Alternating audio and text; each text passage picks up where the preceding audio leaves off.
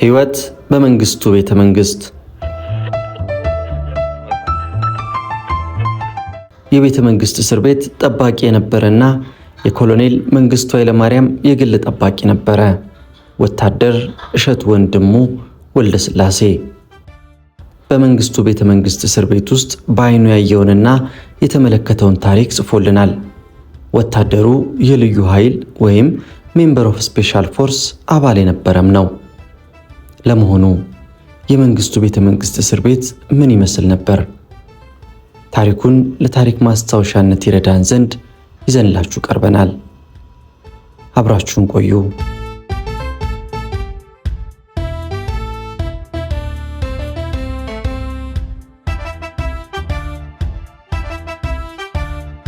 ትልቁ ዓሣ ትንሹን። ሰው በእድሜው ብዙ ነገሮችን ያያል። እነዚህ ገጠመኞች ደግሞ በክፉም ሆነ በቀና ማለትም በደካማም ሆነ በጠንካራ ጎናቸው የሚሰጡት ትምህርትና ልምድ ቀላል አይደለም። በእርግጥም እኔ ያኔ ደርግ ክፉ አሳሪና ገራፊ ነው የሚል እምነት አልነበረኝም ወይም አልተከሰተልኝም ነበር ማለት ይቻላል። በወቅቱ እንደኔው በየዋህነት ደርግን ሲያመልኩ የነበሩ ወገኖች ቁጥርም አነስተኛ እንዳልነበረ አልጠራጠርም። እኔ የነበርኩት በደርጉ ጽሕፈት ቤት በታላቁ ቤተ መንግስት ውስጥ ነው። ስራዬም መንግስቱ ኃይለማርያም በዚያም በዚህ ሲጓዙ ከባልደረቦቼ ጋር በማጀብ አብሮ መሄድ ነው። በዚህ በኩል ውጊያ ሊመጣ ነው ከተባለም ቀድመን የብረት አጥር እንሆን ነበር።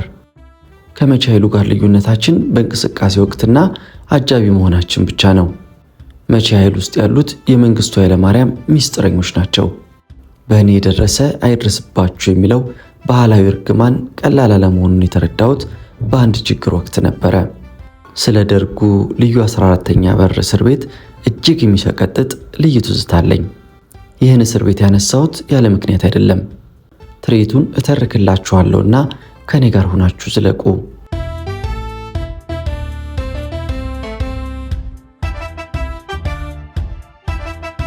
በዚህ ቤተ መንግስት ውስጥ አተኛኘታችን ተደራራቢ አልጋ ላይ ሲሆን ሁሉም አንድ ልብ የሆነ አልነበረም። የተለያየ የዓላማና የሐሳብ ስብጥር ያለን ሰዎች ነበርን። ምክንያቱም አንዱ ሌላውን እንዲሰልል በተደረገ ዘዴ ነው የተደራጀ ነው። አንድ ነገር ሲፈጠር እርምጃ ለመውሰድ እንዲያመቸን የደርጉ ልዩ ምርመራ ክፍል ከኛ መኝታ ክፍል ጎን አለ።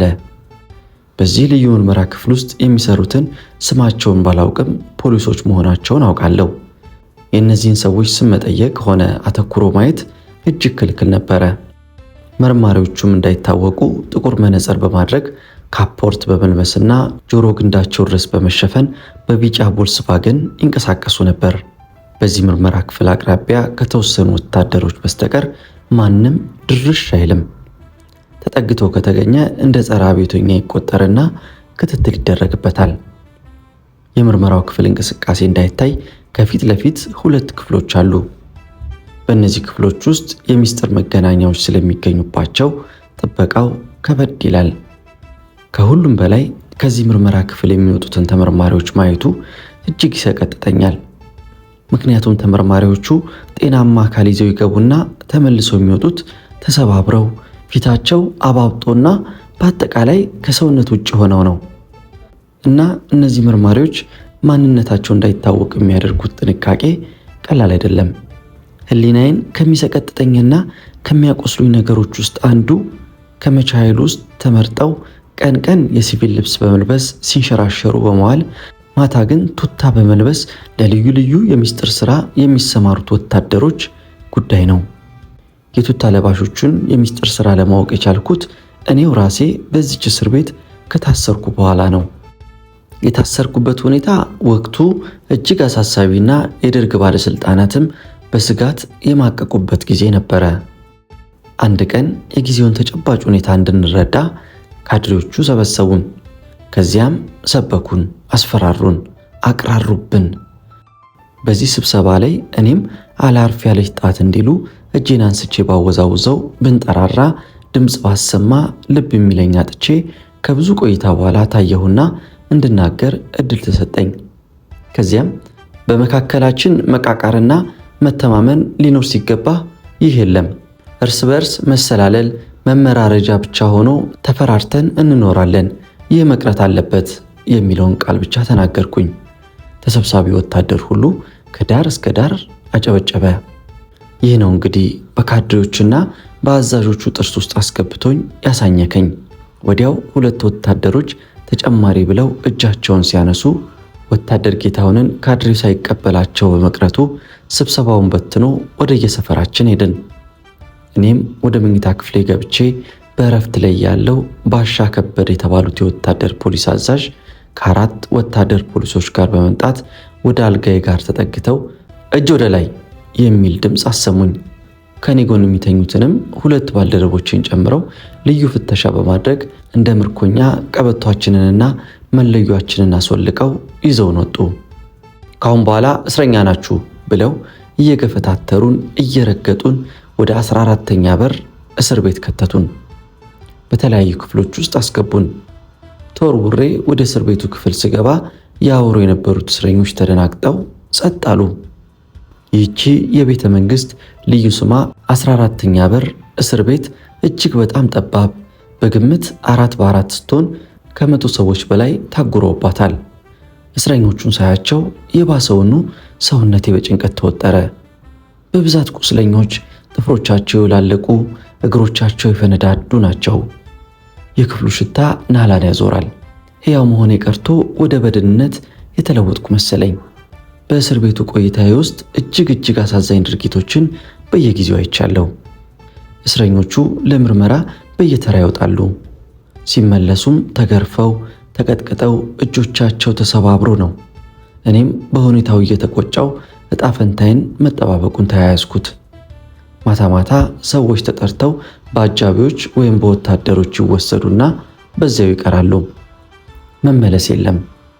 ለሳምንታት በእስር ቤት ውስጥ ተረስቼ ከቆየው በኋላ ከ1 ወር በኋላ በሻለቃ ጌታቸው ረዳት በመቶ አለቃ መርሻ አማካኝነት ተጠራሁና በወታደር ፖሊስ ታጅቤ እፊቱ ቀረብኩኝ። አንተ ጸረ አብዮተኛ መሆንህን ደርሼበታለሁ። ያንተ ነገር አክትሟል።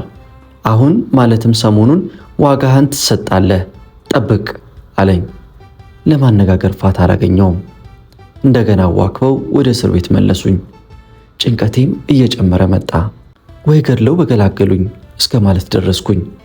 በእርግጥ ከመሰቃየት መሞት ይሻላል። ዝምታው በዚህ አላበቃም። የሚጠይቀኝ ሰው በመጥፋቱ ተረስቼ ቁጭ አልኩኝ። የ14ኛ በር እስር ቤቱንም በደንብ ተላመድኩት። ማታ ማታ የምሰማው ጩኸትና ድብደባ አላቋረጠም። አይጣል ነው። በዚህ ክፍል ውስጥ ወደ ግራ ጥግ አንድ ጥሩ የመኮንን አቋም ያለው ልጅ በጀርባው ጋደም ብሎ ብዙ ሐሳቢ ሰው ይመስላል። በሐሳብ ርቆ ተመስጧል። እኔም እንደምንም ወደዚህ ሰው ጠጋ አልኩትና አይኑን ብቻ ሰበር አድርጎ ተመለከተኝ። ለምን ትጠጋኛለህ ይለኛል ብዬ ደግሞ ፈራሁት። ባለሁበት ሆኜ አየት ታደረኩት። ግድግዳውን ደገፍ ብዬና ኩርምት ብዬ ቁጭ አልኩኝ። በፍርሃት አይኑ አየት ሲያደርገኝ አንገቴን ሰበር አድርጌ ሰላምታ ሰጠሁት። አጸፋ መልሱን ሳይሰጠኝ ነቅነቅ ብሎ ተመቻችቶ ጋደም አለ። እስረኛው ሁሉ በየግሉ እርስ በርሱ ጨዋታ ይዟል። ይህ ሰው ብቸኛ ነበርና እኔ ላወራው አሰብኩና እያቅማማው አንገቴን ሰጠሁትና ይቅርታ፣ ምን አድርገህ ነው የታሰርከው አልኩት። የተገረፈ እግሩን እያስተካከለ ብዙም ትኩረት ሳይሰጠኝ ቆይቶ ወንጀል ሰርቼ ነው የታሰርኩት አለኝ።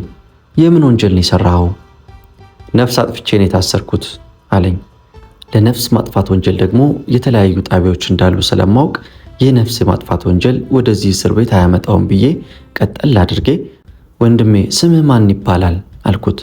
ከነበረበት ቦታ ግማሽ አካሉን ገልበጥ አድርጎ ጎይቶም ለባሲ አብርሃም እባላለሁ ካለኝ በኋላ ብዙም አልተመቸውም ነበር መሰለኝ። ተመልሶ እንደገና መገላበጥ ያዘ።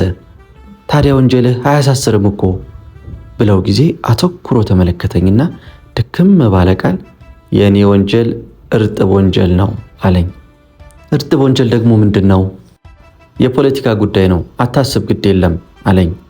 እርጥብ ወንጀል ደግሞ በማን ላይ ግድያ ፈጽመ ነው አንተ ብቻህን ስለው በቀዝቃዛ ፊቱ እየተመለከተኝ ይኸውልህ የኔ ወንድም፣ እኔ ብቻዬን አይደለሁም፣ ብዙ አዋቂ ሰዎች ያሉበት የፖለቲካ ድርጅት አለን።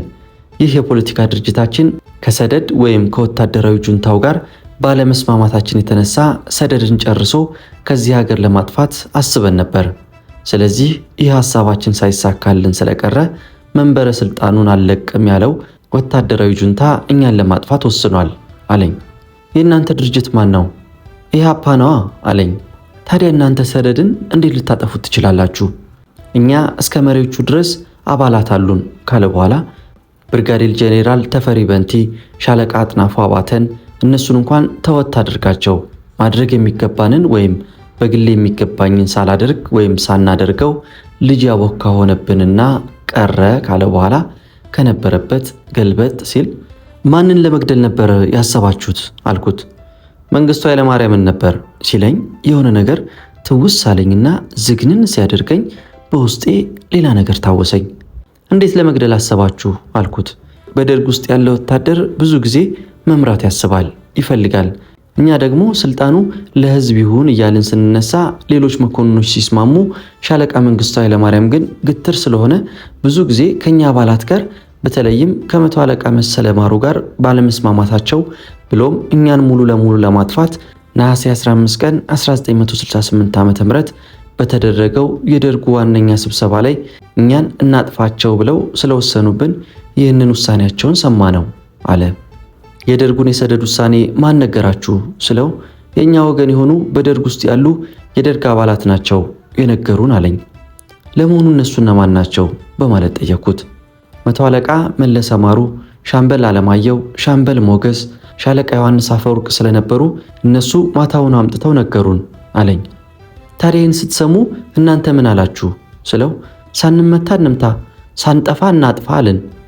እናንተ የውሳኔያችሁን የተወሰናችሁት ቦሌ በሚገኘው ዮሴፍ አዳነ በተባለው አባላችን ቤት በብርሃነ መስቀል ረዳ መሪነት ከፍተኛ የማዕከላዊ ኮሚቴ አባላት ተሰባስበን ውሳኔውን አስተላለፍን። ለመሆኑ ስንት አባላት ነበራችሁ? 9 ከፍተኛ አባላት ነበርን። በዚህ ውሳኔ ላይ ተካፈልነው። ግን ወዲያው ያ ውሳኔ ሁሉ ኃላፊነቱ በእኔ ላይ ተጣለብኝ። የግድያውን እቅድና ቡድኑን እኔ እንደመራው በሙሉ እቅድ ተወስኖ ትዕዛዝ ሲሰጠኝ እኔ በደስታ ነበር የተቀበልኩት። ውሳኔውን የወሰናችሁት በመቼ ወር ነበር? በዚያው በነሐሴ 15 1968 ዓ.ም ማታ ነበረ። ከዚያ በኋላ አንተ ምን ማድረግ ያስክ?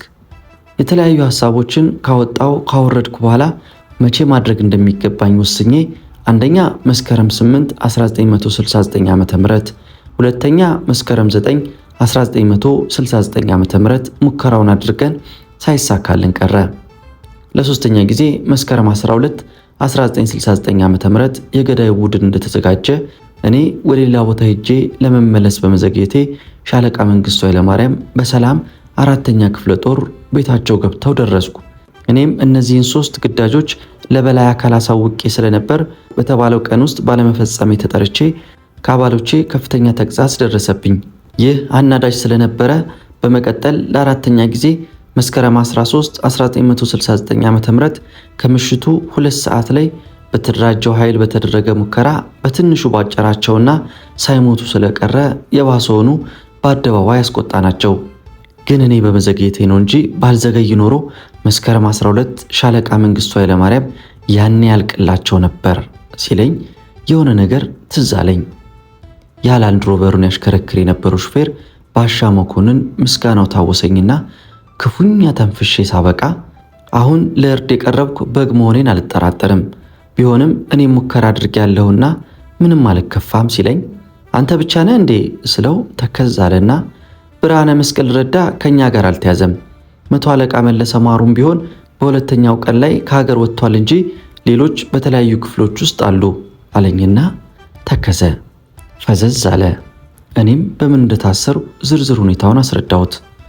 እሱም ካንገቱ ቀና አለና መደዳውን ከተመለከተው በኋላ ገልበጥ መለስ ገልበጥ አለና አሁንም አልተመቸውም።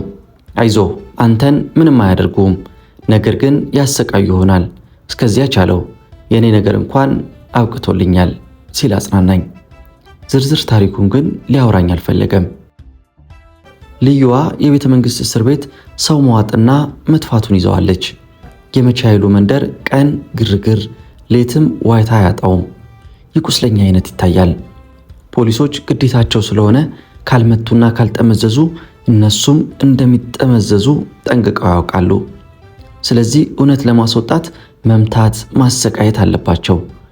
ማምሻው ላይ አንድ አጠር ያለ የምርመራ ክፍል ሹም ወይም ኃላፊ ሳይሆን አይቀርም ከእስር ቤቱ ዘብ ኃላፊ ጋር ተነጋግሮ ይሄዳል።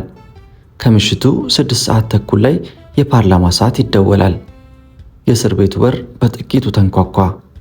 ተረኛው ዘብ ከማማው ላይ ጥበቃ ነው። የጥበቃው ኃላፊ ቆርቆሮ በሯን ከፍቶ ወጣና ትንሽ ቆይቶ ተመለሰ። እነ ጎይቶም ለባሴ አብርሃም ተዘጋጁ እያለ የእስር ቤቱን በር ቁልፍ ይከፍታል። በሮቹ ሲከፈቱ የታላቁ ቤተ መንግሥት ቀዝቃዛ ንፋስ ወደ ውስጥ ሲገባ አቤት ደስታችን ነበር። ያለ መስዋዕት ድል አይገኝም እያሉ እነ ጎይቶም ተከታትለው ከ14ተኛው በር እስር ቤት ወጡ። 14ተኛ እስር ቤትን ዳግም ላያዋት ተሰናብተዋት ሄዱ። የመኪና ድምፅ አልተሰማም። የመሳሪያ ቃታም ሲሳብም ሲመለስም አልተሰማም።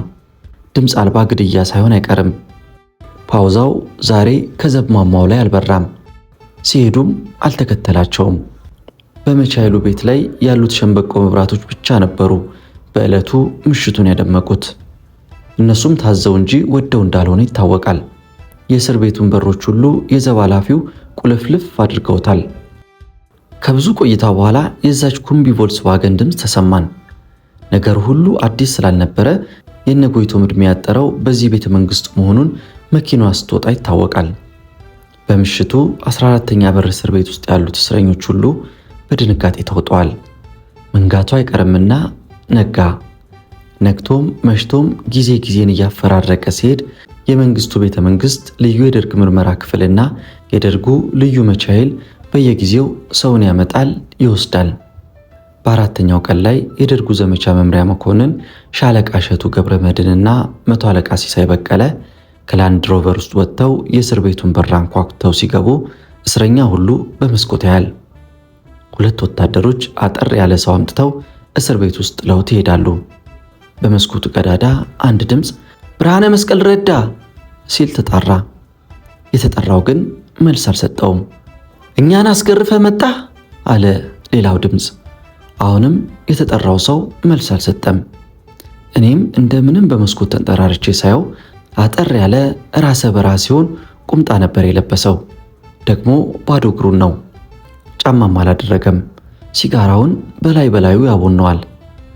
ከዚያ በኋላ በሌላው ቀን በዚሁ 14ተኛ በር እስር ቤት ውስጥ ብርሃነ መስቀል ረዳን ከባለቤታቸው ከወይዘሮ ታደለች ኃይለ ሚካኤል ጋር አብረው ግቢ ውስጥ ሲያወሩ እያየናቸው ነበረ። በወቅቱ ወይዘሮ ታደለች እርጉዝ ስለነበሩ የለበሱት ሮዝማ ሻማ ሲሆን ጥቁር ኮንጎ ጫማ አድርገው ጥቁር ሻሽ ፀጉራቸውን ሸፍነዋል። በዚሁ በመንግስቱ ቤተ መንግሥት ውስጥ ታስረው ነበረ። በዚህ ሁኔታ የ14ተኛ በርን እስር ቤት የጉድ እያየው ሳለው የዘብ አለቃው ለሽንት ስንወጣ ወደ እኔ ተጠግቶና ቀስ ብሎ ሰሞኑን መፍትሄ ታገኛላችሁ አለኝ። የሞት ይሁን በነፃ የመለቀቅ መፍትሄውን አላሳወቀኝም። ይህ አነጋገር የባሰውን አስጨነቀኝ። እሁድ ቀን ባሻ ከበደ ባልደረባዬ ከነበሩት ከሁለት ወታደሮች ጋር የኋሊት በካቴና ግጥም አድርገው በማሰር ይዘውን ጉዞ ቀጠሉ። ባሻ ከንፈራቸውን እየነከሱ ዛሬ ዋጋችሁን ታገኛላችሁ እያሉ ይፎክሩብናል። በመጨረሻ ወደ ተሰበሰቡት ወታደሮች ፊት ቀረብን። የ10 አለቃ ጌታውን አብዮታዊ መፈክር በተደጋጋሚ ያሰማና አያችኋቸው፣ እነዚህ ጸረ አብዮተኛ ለመሆናቸው ማስረጃ አግኝተናል። በሰራዊት ውስጥ ኢህአፓዎች መኖራቸውን አትርሱ። ከደርግ አባላት ውስጥም አብዮታዊ መሪያችንን ለመግደል ሙከራ ያደረጉ እንደተያዙ ታስታውሳላችሁ። እነዚህ የእነሱ ብቹሎች ናቸው። ስለዚህ እዚህ አብዮታዊ እርምጃ እንዲወሰድባቸው ተወስኗል። ይወሰድባቸው ሲሉ አቅራሩ። ጭንቀታችን እጥፍ ድርብ ጨመረ። እንዳበቃልን አውቀን በጸጋ መቀበል ግን ግድ ሆነብን። ሰውየውን ጦሩ በጸጥታ ያዳምጠዋል። አዛዦቹ በግራ በቀኝ ቆመዋል። ሰራዊቱ መሳሪያውን በጉልበቱ መሃል አቁሞ አንገቱን ደፍቶ በትካዜ ይቆዝማል። ደረቱ አብጦ ልቡ ሲመታ ጎንበስ ቀና ሲል በትከሻው እንቅስቃሴ ይለያል፣ ያሰላስላል። ግማሹ ለማየት ዘግንኖት በሐሳብ ባህር ውስጥ ሰምጧል። ይሄዳል ይመጣል። ማዶ ለማዶ ካሉት አዛዦች ግማሹ ራሱን ወደ ሰማይ አቅንቶ ከራሱ ሐሳብ ጋር ይዋልላል። ካድሬዎቹ አጀንዳቸው ላይ የሚጽፉት ነገር ባይታየኝም ይሞነጫጭራሉ። ከመሃል አንዱ እጁ ይታያል፣ ግን የማን እንደሆነ አይለይም። ጌታውን አየና ምንድነው እስቲ ተናገር አለው። እጁን ያወጣ ወታደር ብድግ አለና ይቅርታ ጓዶች ያጠፉት ጥፋት በትክክል አልገባኝም። የተገኘው ማስረጃ አልተነበበልንም። ከዛሬ 3 ወር በፊት ባነሳነው ጥያቄ ከሆነ ሁላችንም ሐሳባችን ስለሆነ ደግፈነው አጨብጭበን ተቀብለነዋል። እኛም ጥፋተኞች ነን። ስለዚህ ሁላችንም መታሰርና መሞት ይገባናል። ያለዛ ሌላ ነገር ያለ አይመስለኝም። መጠየቅ የሚያሳስር ከሆነ በእውነቱ ትክክል አይደለም። ጓዶች ጥፋት ስለሌለባቸው መፈታት አለባቸው። ጨርሻለሁ ብሎ ቁጭ ሲል ያሁላ ጦር አንዴ ጭብጨባውን አቀለጠው። ሌላው ጓድ እጁን አወጣ። ምንድነው ደግሞ ያንተ አለው። ይቅርታ ጓድ፣ የኔ ሐሳብ በጓድ ላይ ተጨማሪ ነው ሲል የለም ተቀመጥ፣ ይህ ሰራዊት ጸረ አብዮተኞች የተጠራቀሙበት ሰራዊት ነው መሰለኝ ሲል ጊዜ አንዴ ሆ ብሎ መሳሪያውን ሁሉም አነሳ። ወዲያው 100 አለቃ መሸሻ የካድሬውን ቦታ ወስደው ጦሩን አግባብተው ዝም አሰኙት። እኛን ወደ መረሸኛ ቦታ ወስደው ግድግዳው ላይ በድረታችን ስንለጠፍበት አዛዦቹ ተንጠራርተው ወደ 20 ሜትር ራቅ ብለው በመወያየት ወደ ጦሩ ተመለሱ። ብዙ ሰዓት ከተወያዩ በኋላ ባሻ ከበደ ወደኛ መጥተው ካቴናውን ፈተውልን አንገታችንን ዞር ስናደርገው ወታደር ፖሊሶቹ ወድረው ቆመዋል። መሳሪያውን በጀርባዬ ላይ ደግነው ከ20 ደቂቃ በኋላ ወደ ተሰበሰበው ሰራዊት ተመልሰው 100 አለቃ መርሻ ቦታውን ይዞ ስለነበረ ስለኛ ያወራሉ። የዚያ ሁሉ ሰራዊት ፊትን አተኩሮ መመልከት አስፈራኝ። የዚያ ሁሉ ሰራዊት ፊት ለሁለተኛ ጊዜ እንደ እሳት ይለበልበኝ ጀመረ። ወደኛ ዞር ብለው ሲያዩ አንድ እጅ ከወደ መሃል ወጥቶ ተቀበሉት። ጓድ፣ ጥፋት አጠፉ ቢባልም ከ3 ወር በላይ ያለምንም በቂ ማስረጃ የታሰሩት በቂ ነው። እነዚህ ወታደሮች ስናያቸው ልጆች ናቸው። ጥፋትም ደግሞ አልሰሩምና እነሱንም ቤተሰቦቻቸውንም በሞራልና በሕሊናም የጎዳናቸው ወይም የተጎዱ በመሆኑ በእናንተ በኩል የተሳሳተ አመለካከት ላይ ይቅርታ ተብለው ወደ ምድብ ስራቸው ይመለሱ ጥሩ ይመስለኛል ጓድ 100 አለቃዬ ሲል ወታደሩ በአንድ ጊዜ በአንድ ድምፅ ጭብጨባውን አቀለጠው። መሳሪያውን በግራ እጃቸው ብድግ አደረጉት። 100 አለቃ መርሻም ጓዶች ሁላችሁም ጥሩ ብላችኋል አሉና ወደኛ መለስ ብለው ሰራዊቱ በወሰነው መሰረት ተፈታችኋል አሉን። የደስታ ይሁን የሌላ ስሜት ሳይታወቀኝ በአይኔ ሙሉ እንባ ጀረር ብሎ በጉንጮቼ ላይ ሲወርድ ጊዜ አበስ አደረግኩትና ሁሉንም ማየት ጀመርኩ። ስብሰባው በቃና ሰራዊቱ መጥቶ ይጨብጠኛል፣ ያቅፈኛል። ያንን ሁሉ እጅ በየተራ ሸኘሁት። በማግስቱ መሳሪያን እያጸዳው ሳለ አንድ ወታደር ወደ እኔ ሲመጣ ፊቱ ብዥዥ ብሎ አመድ ነፍቶበታል። ታዲያስ እንዴት ነበር 14ኛ እስር ቤት አለኝ። ምንም አዲስ ነገር ሳልነግረው አጠገቤ ቁጭ አለና ይኸውልህ ሰሞኑን ያንን የሚስጥር ስራ ከሚሰሩ መቻ ኃይሎች ጋር አካፍለውኝ ሰሞኑን በፍርሃት ላይ ነው ያለሁት። እኔንም ይበሉኛል ብዬ ሰግቻለሁ ጓድ አለኝ። እምባው በአይኑ ላይ ቁርዝዝ ብሎበት ለመሆኑ ስንት ጊዜ ተካፈልክ ስል ጠየቅኩት። ምን ቁጥር አለው? ሁለታችን ብቻ ነው ከኛ ሻምበል ውስጥ የተመረጥነውና የተካፈልነው አለኝ። ለመሆኑ የሰዎቹን ብዛት ታውቃለህ አልኩት። ትክዝ ብለው ላስታውሰው አልችልም አለኝ። መሳሪያዬን አጸዳሁና ስገባ የ100 መሪ ጎርነን ባለ አንደበታቸው ነገ ስራ ላይ እንድትገኝ ብዙ ጊዜ አርፈ ሰንብተሃልና እንድትዘጋጅ አሉኝ። በሽታ ሰላምታ ሰጠውና ስራዬን ጀመርኩ። በመጠርጠር በመፍራት በክብ ሰንሰለት ውስጥ መሆኔ ቢታወቀኝም ለእንጀራዬ ስል በቅን እያገለገልኩ ሳለው አንድ ቀን ላይ ያለ ወትሯቸው ሻለቃ ጌታቸው ሽበሺና 100 አለቃ መርሻ ወደ ምርማሪው ክፍል ወደ መንግስቱ ቢሮ መመላለስ አበዙ። በተለይ ሻለቃ ጌታቸው ሽበሺ የመንቀሽቀሽ ባህሪያቸው ከወትሮ ለየት ብሎ ጭካኔያቸው አይሏል። ፊታቸውን ሳየው አንድ ነገር እንዳገኘ ተገነዘብኩ። ከምርመራ ክፍል ሲወጡ ቀይ ፋይል ይዘው ከ100 አለቃ መርሻ ጋር ወዲያና ወዲህ ይላሉ። 10 ሰዓት ላይ የእጅ ራዲዮ መገናኛ ይዘው ከመርሻ ጋር ወደ 14ኛ እስር ቤት ግቢ ቁጥራቸው በውል ባይታወቀኝም ሰዎችን ምርመራ ክፍል ውስጥ ወዳለው ማቆያ እስር ቤት ይዘው ሲሄዱ አየው። ከእራት በኋላ የምርመራ ክፍል በመቻይል ወታደሮች ዙሪያውን እየተጠበቀ ነበር። ሰዎቹ ቄራ ሊገቡ የተሰበሰቡ መሆናቸውን አወቅኩ። በሻለቃ መንግስቱ አካባቢ ምንም አዲስ ባህር የለም።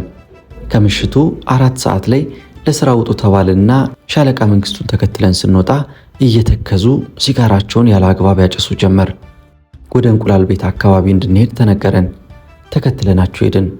የእጅ ራዲዮ ከደረት ኪሳቸው አወጡና ይንጎራደዱ ጀመር። ሲጋራቸውን በላዩ ሲስቡት በአፍንጫቸው ቡልቅ ቡልቅ ሲል የንዴትና የቁጭት ይመስላል።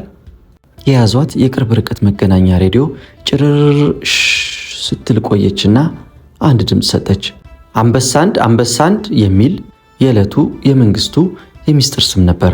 ወደ አፋቸው ጠጋ አደረጉና ሲጋራውን ተንፍሰው ሲያበቁ ይሰማኛል ቀጥል አሉት። አንበስ 2 ነኝ። የሻለቃ ጌታቸው የዕለቱ የሚስጥር ስም ነበረ። ደህና ቀጥል አሉ መንግስቱ። ሸሚዞቹን ለማጠብ መጥተዋል አሉ። ሰዎቹ ለመረሸን ቀርበው ነበር። ደህና ለመሆኑ ስንት ሸሚዝ ነው ዛሬ አሉ። ስንት ሰዎች ናቸው ዛሬ ማለት ነው? 15 ሸሚዞች ናቸው። ዛሬ ደግሞ ሸሚዞቹ ለምን አነሱ? ሳፋው ጠባብ ስለሆነብኝ ነው አሉ። እስር ቤቱ ጠባብ ስለሆነብኝ ነው ማለቱ ነው። ግን አዲስ ፋቲግ አለ ከእናንተ ጋር ብለው ጠየቁ። የዘውትር ወታደራዊ ልብስ ማለት ነው። 2 አዲስ ፋቲጎች አሉ። 2 አዲስ ወታደሮች አብረዋሉ ማለት ነው። ደህና የእነዚያን ካጠባችሁ በኋላ የእነሱንም ሸሚዝ እጠቡ፣ ሚስጥር እንዳይወጣ እነሱንም ግደሉ ማለታቸው ነው። እሺ ጓድ። ከዚህ ንግግር በኋላ የሁለቱም ድምፅ ቆመ። ከትንሽ ቆይታ በኋላ የሴት ድምፅ ኡኡታ ተሰማ። ገደሉኝ፣ ጨፈጨፉኝ ይልና ዝም ብሎ ቀረ። ሻለቃ መንግስቱ ይንቆራጠጣሉ። አልፎ አልፎ የወንድ ድምፅ ይሰማና ሳናውቆ ይጠፋብናል። ብዙ ከቆየም በኋላ ያው የሬዲዮ ድምፅ አንበሳንድ በማለት ቀጠለ። ይሰማኛል ቀጥል አሉ መንግስቱ። ሁሉንም አጥቤያለሁ አለ ሻለቃ ጌታቸው ሽበሺ። ሁሉንም ረሽኛቸዋለሁ ማለቱ ነው። እሺ ለማንኛውም አሁን ውጣ አሉና ወደ ምርመራው ክፍል ተያይዘን ወረድን። ሻለቃ ጌታቸው ሳይለንሰሩን በአፈሙዙ ላይ ወጥፈው .38 ኮልት ሽጉጥ አፈሙዝን ወደ መሬት ዘግዝቀው መኪናውን ተደግፎ ቆመዋል። ከበስተኋላቸው ኮቴያችንን ሰምተው ዞር ሲሉ መንግስቱን አያቸው። ከኛ ለየት ብለው ኮምቢ ቮክስ ዋገኖች ቆመዋል። ዛሬ ጌቾ ሰው በላ። እነዛ ገጀሪሶች 4 አገኙ አልኩኝ በሐሳቤ። መኪኖቹ መብራታቸውን ደብዘዝ አድርገው ሲወጡ ጌታቸው ሽበሺ ወደ ፔጆ 504ቱ ሲሮጥ መንግስቱ እንግዲህ ተጠንቀቅ፣ አፈጻጸሙን በደንብ ስራ በማለት ትዕዛዝ ሲሰጡ ሻለቃ ጌታቸው መኪኖቹን ተከትለው ከግቢው ወጡ። አሁን ታላቁ ቤተ መንግስት ጸጥ ረጭ ብሏል። ከፍታው ቦታ ላይ ብርድ እየነፈሰ ነው። እኔም በዚያ ምሽት ወደ ክፍሌ ስመለስ ወታደሩ ሁሉ እንቅልፍ ወስዶታል። ተረኛው ወታደር ፖሊስ ከነሙሉ ትጥቃቸው ባልጋቸው ላይ ጋደም ብለዋል። ወታደር ወንደሰን አልተኛም። ድምፁን አጥፍቶ አይኑ ብቻ ያያል። በሚስጥር ሰላም አልኩትና ከጎኑ ያለውን የወታደር አልጋ ሳየው ግራና ቀኝ አየት ተደረገና ሁለተኛ አልጋውን አሳየኝ። በአንገቴ የት ሄዱ ስል ጠየቅኩት። በፍርሃት ቀና አለና አልጋው ስርና መደዳውን ካየ በኋላ በካራቴ አመታት አንገቱ ላይ እጁን አደረገና ተገደሉ አለኝ። እኔም በአንገቴ አየት ታደረግኩና መቼ ነው ስል ጠየቅኩት። አሁን ሲል በምልክት መለሰልኝ። ወዲያው ያ የራዲዮ ቅብብል ትዝ አለኝ። በድንጋጤ ተዋጥኩኝ። የምሽቱ ገጀሪስቶች ገጀራቸውን አጣጥበው ገላቸውን ታጥበው ሲመለሱ በአንገቱ ጥቀሻ እነሱን አሳየኝ። የሆነው ሁሉ ዝግንን አለኝና እምባዬ ሲወርድ ብርድ ልብሴን ለብሼ ተሸፋፍኜ ተኛው። ከሌሊቱ 10 ሰዓት ላይ ለአካላዊ እንቅስቃሴ ስንወጣ ልብሳቸው፣ መሳሪያቸው ሁሉ እንዳለ ነበር። ከስፖርት ስንመለስ ግን የለም። እነዛ ገጀሪስቶች ናቸው ወደ ግምጃ ቤት ያቀላጠፉት። ትልቁ ዓሣ ትንሹን ዓሣ ዋጠው ቢሉ ምን ያስደንቃል?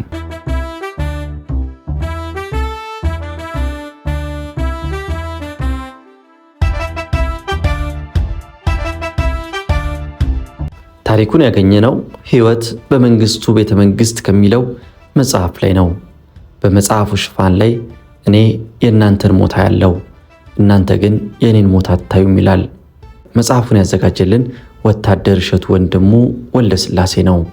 የልዩ ኃይል ወይም ሜምበር ኦፍ ስፔሻል ፎርስ አባል የነበረ ቤተ መንግስትን ይጠብቅ የነበረና የመንግስቱ ኃይለማርያምም የግል ጠባቂ ነበረ። እኛም ለታሪክ ማስታወሻ የሆነን ዘንድ ታሪኩን አቀረብንላችሁ። ይህም የኢትዮጵያ ታሪክ ነው።